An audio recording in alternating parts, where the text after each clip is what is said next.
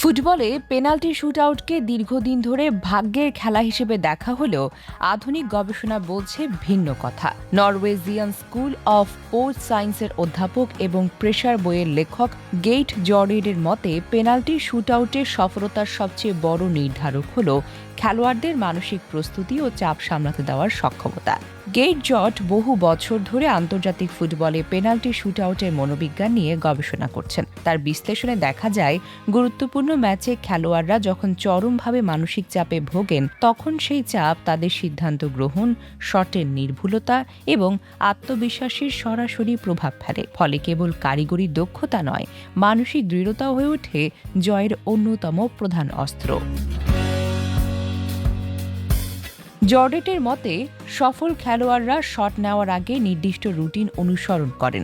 তারা নিজেদের আবেগকে নিয়ন্ত্রণ করেন, মনোযোগকে ধরে রাখেন এবং দর্শকদের চাপ কিংবা প্রতিপক্ষের মনস্তাত্ত্বিক কৌশলে বিচলিত হন না। বিপরীতে, অতিরিক্ত চাপের কারণে অনেক অভিজ্ঞ খেলোয়াড়ও সহজ সুযোগ নষ্ট করে ফেলেন। তিনি আরও বলেন, বর্তমানে বিশ্বের শীর্ষস্থানীয় জাতীয় দল ও ক্লাবগুলো পেনাল্টি অনুসরণের পাশাপাশি খেলোয়াড়দের মানসিক প্রস্তুতির উপরে বিশেষভাবে গুরুত্ব দিচ্ছে।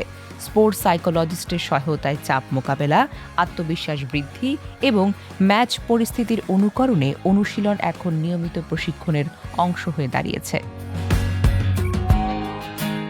বিশেষজ্ঞদের মতে, ফুটবল শিরোপা নির্ধারণী ম্যাচ পেনাল্টি শুটআউটের গুরুত্ব ক্রমেই বাড়ছে।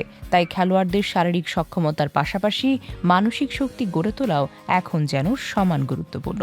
গেইট জর্ডেনের গবেষণা নতুন করে প্রমাণ করেছে, পেনাল্টি শুটআউট কেবল দক্ষতার পরীক্ষা নয়, এটি মূলত চাপের মুহূর্তে নিজেকে নিয়ন্ত্রণ রাখার এক কঠিন মানসিক লড়াই। Desk report, recap news.